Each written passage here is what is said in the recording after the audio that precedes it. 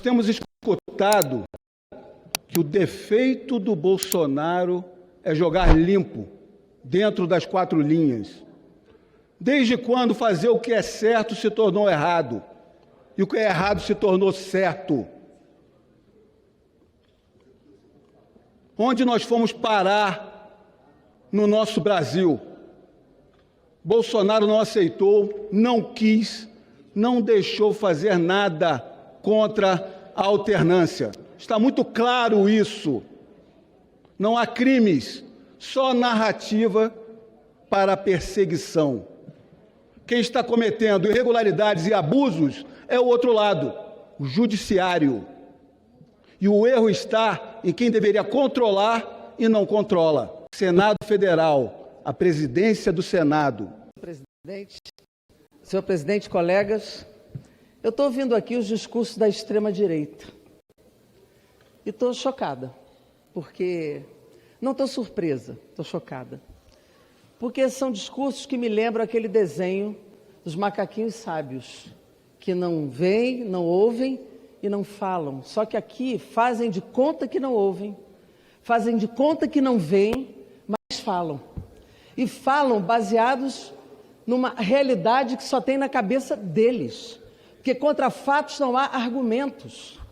Eu tenho encontrado pessoas que resistiram à ditadura militar, que perderam familiares torturados, assassinados na ditadura militar de 64, que dizem, nunca pensei viver novamente essa possibilidade de golpe no Brasil. E têm ficado muito assustados com as notícias que incluem não apenas a tentativa de golpe de Estado por tudo que fizeram, e não foi só no 8 de janeiro, mas também pela clareza da investigação da Polícia Federal, do Supremo Tribunal Federal, de mostrar que havia um plano para assassinar o presidente Lula, o vice Alckmin e o ministro Alexandre de Moraes.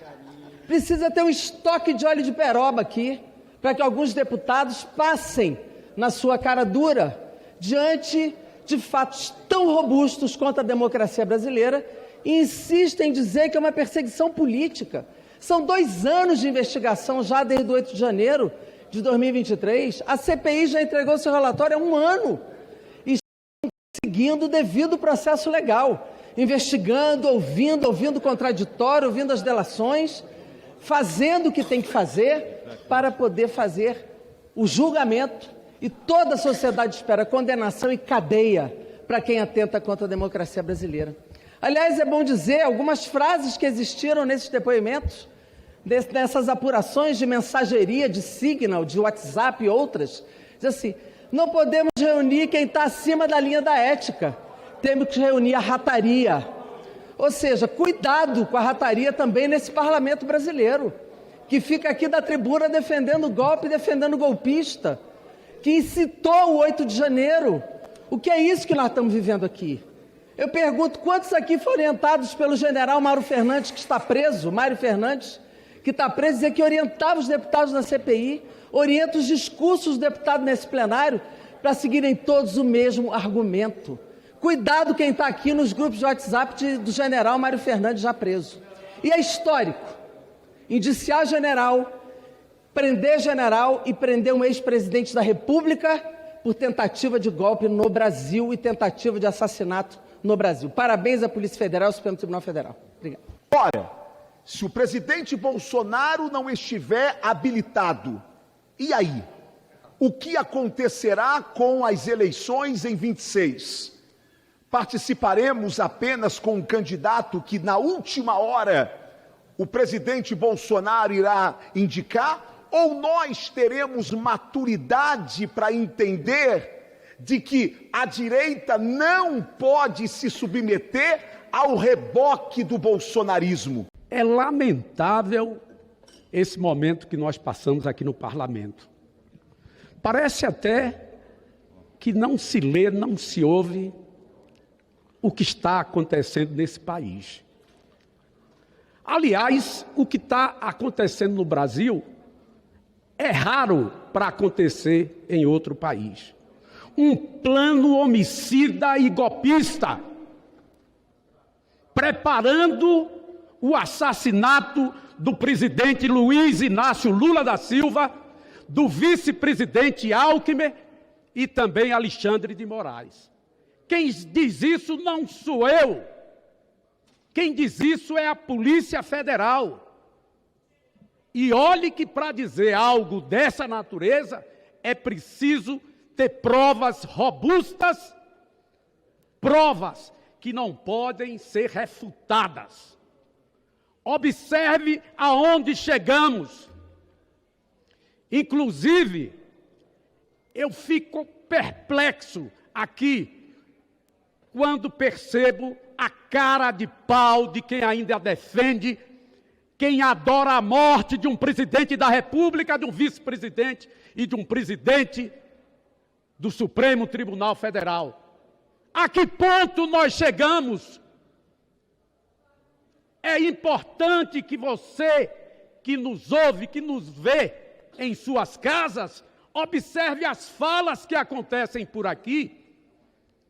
Trata-se de algo sui generis, com uma cronologia que estava desde